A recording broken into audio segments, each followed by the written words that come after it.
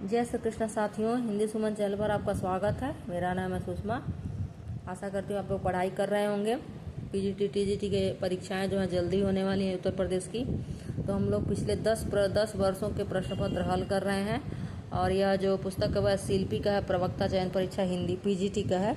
तो 10 वर्षों के प्रश्न पत्र हल करने में 10 प्रश्न तो आ ही जाएंगे किसी एक में, पीजीटी या टीजीटी में या उससे संबंधित। तो 10 प्रश्न भी अगर पढ़ के हल करने से सही हो जाते हैं तो बहुत बड़ी बात होती है। तो सबसे पहले हम लोग देखते हैं। इसके पहले हमने सन 2000 का जो पढ़ाई किया वो मैंने वीडियो बनाया हुआ है। हालांकि उसमें पूरा प्रश्न नहीं है। अभी पहले क्या था, 100 प्रश्न आते थे, 77 प्रश्न हल हो पाया है। और इसके बाद आज पढ़ते हैं हम लोग सन 2002 में जो पीजीटी हुआ था। तो यह है 100 प्रश्न का, 77 प्रश्न तक हुआ था। इसके बाद से हो नहीं पाया था, कभी बना देंगे बाद में। अब ये देखिए, अब इसमें पहला प्रश्न है अर्जुनस्य वचनम द्वयम। वाक्य में अर्जुनस्य का कारक है, तो यह क्या है? तीसरा, संबंध कारक। रमणीयार्थ प्रतिपादक शब्द काव्यम के प्रवर्तक हैं पंडित राज जगन्नाथ। इनका प्रमुख ग्रंथ जो है रस गंगाधर है। अगला प्रश्न है वीर रस का स्थायी भाव है, तो वीर रस का स्थायी भाव उत्साह है। अगला प्रश्न है उत्तर रामचरितम के रचनाकार हैं, तो उत्तर रामचरितम के रचनाकार भवभूति हैं। इनकी प्रमुख रचना है मालती माधव, महावीर चरित, उत्तर रामचरित। अगला प्रश्न है इनमें से कौन सा शुद्ध शब्द है? इसमें से शुद्ध शब्द पहला है यानी। अगला प्रश्न है मंगलसूत्र शीर्षक से अधूरे उपन्यास के लेखक कौन है? तो अधूरे उपन्यास के लेखक हैं ये प्रेमचंद्र। और इनके प्रमुख उपन्यास हैं सेवा सदन, प्रेमाश्रम, रंगभूमि, कायाकल्प, निर्मला, गबन, कर्मभूमि और गोदान। प्रेमचंद्र ने 200 से अधिक कहानियां लिखी हैं। अगला प्रश्न है केशव कही न जाय का कही। यह प्रसिद्ध पद किस काव्यकृति से उद्गृत है? तो यह प्रसिद्ध पद विनय पत्रिका से उद्गृत है। अगला प्रश्न है कवि धूमिल का पूरा नाम क्या था? तो कवि धूमिल का पूरा नाम था सुदामा पांडे। अगला प्रश्न है अमी हलाहल मद भरे श्वेत श्याम रतनार, जियत मरत झुक झुक परत जिह चितवत एक बार। तो इसका उत्तर है बिहारी। अगला प्रश्न घुमक्कड़ शास्त्र के लेखक कौन है? तो घुमक्कड़ शास्त्र नामक ग्रंथ के लेखक है राहुल सांकृत्यायन। अगला प्रश्न है यदि अ या आ के बाद छोटी या बड़ी आए तो दोनों मिलकर ए हो जाते हैं, तो यह स्वर संधि कौन सी कहलाती है? तो यह स्वर संधि गुण संधि कहलाती है। और ओ और ए हो जाए तो वह वृद्धि संधि कहलाती है।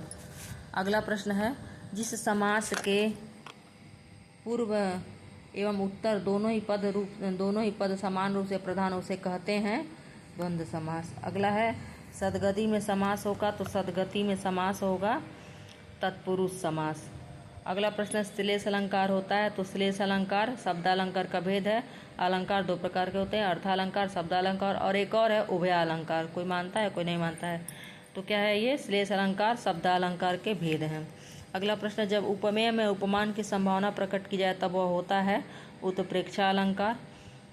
अब इसका उदाहरण दिया, इस काल मानो क्रोध से तन कांपने उनका लगा, मानो हवा के जोर से सोता हुआ सागर जगा। और एक और इसका उदाहरण है कि जहाँ मनु मानव जनु जानहु आए वहाँ उत्प्रेक्षा अलंकार होता है। बहुत प्रसिद्ध है यह उदाहरण। अगला प्रश्न मात्रा की दृष्टि से दोहा के ठीक विपरीत होता है, तो होता है सोरठा। अब क्या होता है मात्रा की दृष्टि से दोहा के ठीक विपरीत सोरठा होता है। सोरठा में भी 4 चरण होते हैं, 11-13 और दोहा में 13-11 होते हैं। छप्पे में होते हैं 6 चरण। पहले 4 चरण होते हैं रोला के और अंतिम 2 चरण उल्लाला के। अगला प्रश्न है भरत के रस सूत्र के व्याख्याता आचार्य शंकुक का सिद्धांत कहलाता है, तो इनका सिद्धांत कहलाता है अनुमितिवाद। अगला प्रश्न है कि काव्य प्रकाश नामक ग्रंथ के प्रणेता हैं, तो काव्य प्रकाश नामक ग्रंथ के प्रणेता मम्मट हैं। अगला प्रश्न है निम्नलिखित शब्दों में से शुद्ध शब्द है, तो इसमें उत्तर है इसका दूसरा जिजीविषा। अगला प्रश्न है निम्नलिखित बोलियों में से पूर्वी हिंदी की बोली नहीं है, तो पूर्वी हिंदी की बोली भोजपुरी नहीं है, ये अवधी, बघेली, छत्तीसगढ़ी तीनों पूर्वी हिंदी की बोली है। और इसको हम ABC नाम से पढ़ सकते हैं। ए से अवधी, बी से बघेली और सी से छत्तीसगढ़ी। अगला प्रश्न है, निम्नलिखित युग्म में से कौन सा युग्म गलत है? तो इसमें भोजपुरी गलत है, अभी पहले प्रश्न में आया हुआ है। भोजपुरी क्या है? पूर्वी हिंदी का नहीं है, बिहारी हिंदी का है। अगला प्रश्न है, बौद्ध धर्म से जुड़े हुए साहित्य की भाषा है। तो बौद्ध धर्म से जुड़े हुए साहित्य की भाषा क्या है? पाली है। अगला प्रश्न है, खड़ी बोली हिंदी से उत्पत्ति हुई है। तो खड़ी बोली हिंदी की उत्पत्ति हुई है सौर से नहीं, अपभ्रंश से। अगला प्रश्न है, हिंदी के स्पर्श व्यंजन के पांचों वर्गों के दूसरे और चौथे वर्ण क्या होते हैं? दूसरे और चौथे वर्ण होते हैं महाप्राण व्यंजन। हिंदी के स्पर्श व्यंजन के पांचों वर्ग के दूसरे और चौथे वर्ण होते हैं महाप्राण व्यंजन। तो दूसरे स्पर्श व्यंजन का क वर्ग, ख वर्ग और क वर्ग, च वर्ग और ट वर्ग, त वर्ग, प वर्ग। तो इसको क्या है? दूसरे और चौथे वह क्या है? महाप्राण है। कांच, क्योंकि उसमें बोलने में थोड़ा सा ज़्यादा समय लगता है। कांच का परिवाची शब्द है पहला शीशा। खेत रहना मुहावरे का शाब्दिक अर्थ क्या है? तो खेत रहना मुहावरे का शाब्दिक अर्थ है वीर गति को प्राप्त हो जाना। अगला प्रश्न है, निम्नलिखित में से किस मुहावरे का अर्थ असंभव होना नहीं होगा? तो यह क्या है? चांद पर थूकना। चांद पर तो कोई थूक नहीं सकता है। और अगला प्रश्न है,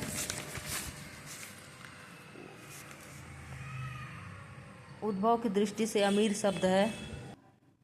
अगला प्रश्न है, उद्गम की दृष्टि से अमीर है। तो उद्गम की दृष्टि से अमीर क्या है? विदेशज शब्द है। अगला प्रश्न है, निम्नलिखित काव्य संकलनों में से किसके कवि अरुण कमल हैं? तो यह चौथा उत्तर सही है, केवल अपनी केवल धार नामक काव्य संकलन के रचनाकार अरुण कमल हैं।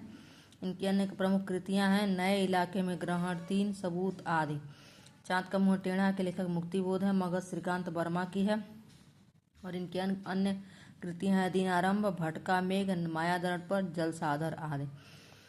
अगला प्रश्न है, वारेन हेस्टिंग्स का साँड़ किस शीर्षक कहानी के लेखक हैं? उदय प्रकाश। वर्तनी की दृष्टि से इनमें अशुद्ध शब्द है, इनमें अशुद्ध शब्द है पहला यानी। अगला प्रश्न है, वर्तनी की दृष्टि से निम्नलिखित में से शुद्ध शब्द है। तो यह पहला शब्द सही है, उपर्युक्त। सद्य सनाता शब्द निम्नलिखित में से किस वाक्यांश पर लागू होता है? तो तीसरा, जिसने अभी अभी स्नान किया हो। अगला प्रश्न है, तिमिर शब्द का शुद्ध विलोम होगा चौथा, आलोक। तिमिर का अंधकार होता है, आलोक का प्रकाश होता है। अर्थ। अगला प्रश्न है, निम्नलिखित में से कौन सा शब्द कमल का पर्यायवाची नहीं है? तो इसमें दूसरा है जलद। जलद क्या है? बादल का पर्यायवाची है। अगला है, निम्नलिखित में से कौन सा शब्द पुल्लिंग है? तो इसमें से दूसरा व्यय क्या है? पुल्लिंग है। अगला प्रश्न है, कवि का स्त्रीलिंग होगा? तो इसका उत्तर है कवयित्री। अगला प्रश्न है, इनमें से कौन सा वाक्य अशुद्ध है? तो इसमें से सीता ने यह कहा। इसमें पूछ रहा है इनमें से कौन सा वाक्य शुद्ध है?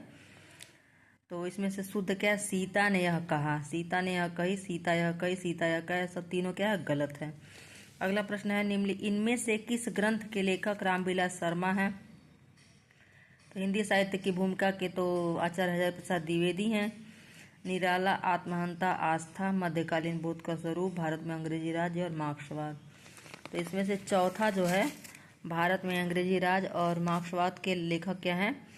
रामविलास शर्मा है। दूसरी परंपरा के खोज कौन है? लेखक कौन है? तो इसके लेखक है नामवर सिंह।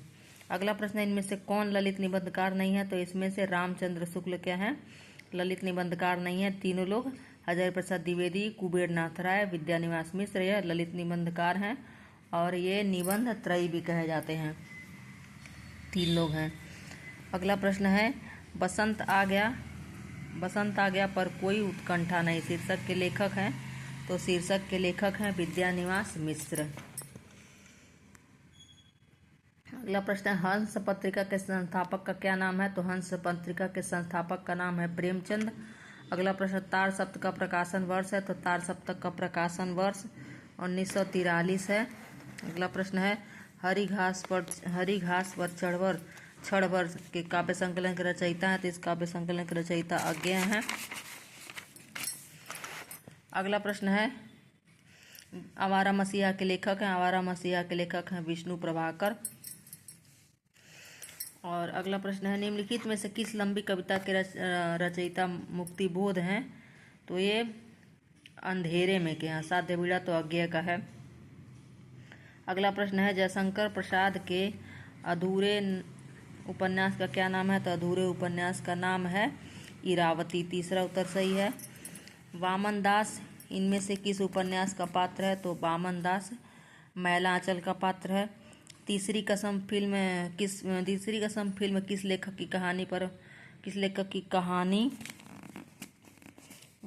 की कहानी बनाई गई थी? तो इसमें क्या, किस लेखक की कहानी पर बनाई गई थी? तो यह परीश्वरनाथ रेणु। अगला प्रश्न है, भारत मित्र पत्र प्रकाशित होता था? तो यह कलकत्ता से प्रकाशित होता था। अगला प्रश्न है 54 नंबर का, राजेंद्र यादव मन्नू भंडारी द्वारा संयुक्त रूप से लिखा गया उपन्यास है। चौथा है 1 इंच मुस्कान। ये दोनों लोग एक साथ मिलकर लिखे हैं।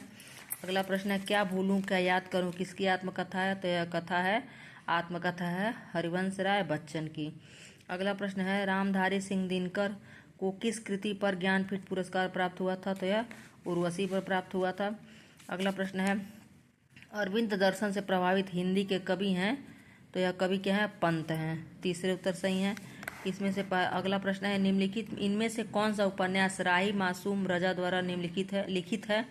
तो यह है आधा गांव। और इसके बाद से अगला प्रश्न है, बाण भट्ट की आत्मकथा है। तो बाण भट्ट की आत्मकथा एक उपन्यास है और यह हजारी प्रसाद द्विवेदी की है। अगला प्रश्न है, चंद्रावली नाटिका के लेखक हैं भारतेंदु हरिश्चंद्र। अगला प्रश्न है, कवि वचन सुधा थी? तो कवि वचन सुधा एक पत्रिका है। महावीर प्रसाद द्विवेदी ने सरस्वती पत्रिका का संपादन कब शुरू किया? तो 1903 से शुरू किया। सूची 1 एवं सूची 2 को सुमिलित कीजिए और दिए गए कूटों में सही विकल्प चुनिए। तो यह क्या है? सही जो कूट है वह चौथा है। बाण भट्ट की आत्मकथा हजारी प्रसाद द्विवेदी की है, तो इसमें चौथा दिया हुआ है। शेखर एक जीवनी अज्ञेय की है, पहला दिया हुआ है। आधे अधूरे कहानी क्या है? आधे अधूरे क्या मोहन राकेश की है, दूसरा। संस्कृति के 4 आधार रामधारी सिंह दिनकर। अगला प्रश्न है 64 नंबर, एक भारतीय आत्मा निम्नलिखित से किस कवि की उपाधि है? तो यह माखन लाल चतुर्वेदी की। अगला प्रश्न 65 नंबर, प्रेमचंद की अंतिम कहानी। तो प्रेमचंद की अंतिम कहानी कफन है, यह 1936 में लिखी गई।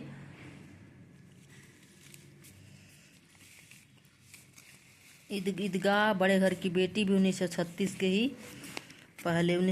के पहले लिखी गई थी। अगला प्रश्न है, आधुनिक काल की किस काव्यधारा में रहस्यवाद की भावना पाई जाती है? तो वह छायावाद में पाई जाती है।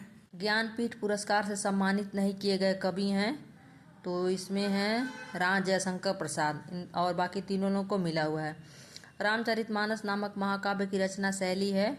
तो इनकी रचना शैली है उत्तर दोहा चौपाई शैली पहला, दोहा चौपाई शैली पहला। और अगला प्रश्न है, बिहारी रीतिकाल की किस काव्यधारा के कवि हैं? तो वह क्या है? रीति सिद्ध काव्यधारा के कवि हैं।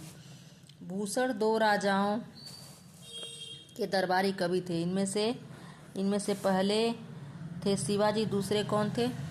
तो दूसरे थे छत्रसाल। भूषण 2 राजाओं के दरबारी कवि थे। इनमें पहले शिवाजी थे और दूसरे कौन थे? छत्रसाल। अगला प्रश्न है, सूची 1 एवं सूची 2 को सुमेलित करिए। तो आदिकाल, भक्तिकाल, और आदिकाल के कवि हैं मीर खुसरो, भक्तिकाल के हैं जायसी, रीतिकाल के हैं आलम, आधुनिक काल के भारतेंदु हरिश्चंद्र। अगला प्रश्न है, अवधी एवं ब्रजभाषा दोनों में रचना करने वाले कवि हैं? तो दोनों में रचना करने वाले कवि हैं तुलसीदास। अगला प्रश्न है, काल क्रम की दृष्टि से इनमें से सबसे पुराने कवि हैं? सूरदास, तुलसीदास, बिहारी, विद्यापति। तो इनमें से हैं सबसे पुराने कवि विद्यापति। अगला प्रश्न है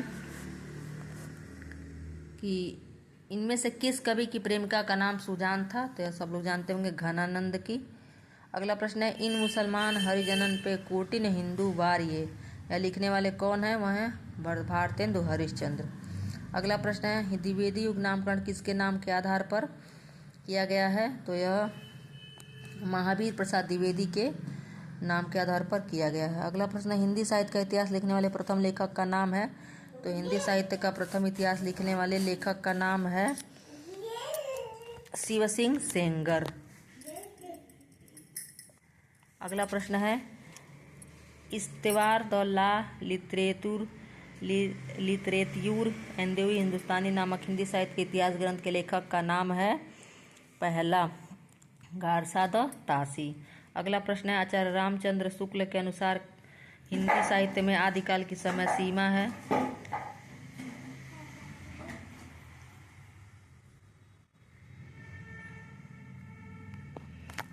आदिकाल की। अगले प्रश्न है अगला आचार्य रामचंद्र शुक्ल के अनुसार हिंदी साहित्य की आदिकाल की सीमा है? तो हिंदी साहित्य की आदिकाल की सीमा है संभवतः विक्रम संवत 1050 से विक्रम संवत 1375। अगला प्रश्न है आलाखंड नाम काव्य का दूसरा नाम है? तो आलाखंड नामक काव्य ग्रंथ का दूसरा नाम है, तो इसका दूसरा नाम जो है परमाल रासो है। अगला प्रश्न और इसके रचयिता क्या हैं? दलपति विजय हैं, नहीं जगनीक को। परमाल रासो का रचयिता जगनीक को माना जाता है और खुमार रासो है दलपति विजय। हमीर रासो सारंगधर का है। विजयपाल रासो नल सिंह को माना जाता है। और अगला प्रश्न है निर्गुण ज्ञानाश्रय शाखा का नाम है? निर्गुण ज्ञानाश्रय शाखा का दूसरा नाम है संत साहित्य। अगला प्रश्न है निम्नलिखित में से अष्टछाप के कवि नहीं है? तो इसमें अष्टछाप के कवि मलूक दास नहीं है। सूरदास, नंददास, चित्तस्वामी और 5 कवि और हैं जो कि अष्टछाप के कवि हैं। अगला प्रश्न है खड़ी बोली में सबसे पहले काव्य सृजन करने वाले कवि हैं? तो सबसे पहले काव्य सृजन करने वाले कवि क्या हैं? अमीर खुसरो हैं। अष्टछाप के संस्थापक थे, अष्टछाप के संस्थापक गोस्वामी विट्ठलनाथ थे। कृष्ण गीतावली नामक ग्रंथ के रचयिता हैं? तो कृष्ण गीतावली नामक ग्रंथ के रचयिता हैं तुलसीदास जी हैं कि ब्रज भाषा में लिखा गया है। कृष्ण गीतावली नामक ग्रंथ के रचयिता हैं, कृष्ण गीतावली नामक ग्रंथ के रचयिता तुलसीदास जी हैं। आचार्य शुक्ल ने अपने इतिहास में इनके छोटे बड़े 12 ग्रंथों का उल्लेख किया है। दोहावली, कवित्त रामायण, गीतावली और रामचरितमानस, रामाज्ञा, प्रश्नावली, विनय पत्रिका, ये सभी बड़े ग्रंथ हैं तथा रामलला नाचू, पार्वती मंगल, जानकी मंगल, वर्वे रामायण, वैराग्य संदीपनी और कृष्ण गीतावली छोटे ग्रंथ हैं। और अष्टछाप के संस्थापक गोस्वामी अब देखिए अष्टछाप से अभी 2 प्रश्न पूछा हुआ है। एक प्रश्न ये पूछा हुआ संबंधित है निम्नलिखित में से अष्टछाप के कवि नहीं है? तो सूरदास और नंददास और चित्तस्वामी है, मलूक दास नहीं है। फिर वहीं यह पूछ लिया है कि अष्टछाप के संस्थापक कौन है? तो अष्टछाप के संस्थापक कौन है? विट्ठलनाथ हैं। तो विट्ठलनाथ ने 8 कवियों को लिया, कुंभन दास, सूरदास, परमानंद दास और कृष्णदास। तो ये चारों जो पहले थे कुंभन दास, सूरदास, परमानंद दास और कृष्णदास, यह क्या है वल्लभाचार्य के शिष्य थे। और इनके 4 शिष्य विट्ठलनाथ के थे गोविंद स्वामी, चित्त स्वामी, नंददास और चतुर्भुज दास। ये चारों विट्ठलनाथ के शिष्य। तो 4 साल मिला के 8 कवि हुए, तो इसीलिए इसका नाम अष्टछाप लिखा गया। और मलूक दास व ज्ञानाश्रय काव्य के कवि थे। मलूक दास संत काव्य परंपरा के कवि हैं। इनकी प्रमुख रचनाएं ज्ञान बोध, रतन खान, भक्त वक्षावली, भक्त विरुदावली, पुरुष विलास, 10 रत्न ग्रंथ, गुरु प्रताप, अलजमानी, रामावतार लीला आदि। अष्टछाप की स्थापना संवत 1622 में गोसाई विट्ठलनाथ ने की थी। इन 8 कवियों के नाम है कुंभन दास, परमानंद दास, सूरदास, कृष्णदास, गोविंद स्वामी, चित्त स्वामी, चतुर्भुज दास। कुंभ पर सूर्य कृष्ण, 4 लोग हो गए। छोटा नाम कुंभ पर सूर्य कृष्ण और 4 लोग गोविंद, चित्त, चतुर और नंद। गोविंद, चित्त, चतुर और नंद। तो ये हो गया। तो इसमें केवल 85 नंबर तक दिया हुआ, हो सकता हो 85 आया हो या फिर 85 नंबर तक ही छपा ही हो। अगले वीडियो में हम लोग पढ़ेंगे 2003 का। तो कैसा लगा कमेंट करें, शेयर करें, लाइक करें, सब्सक्राइब करें। धन्यवाद।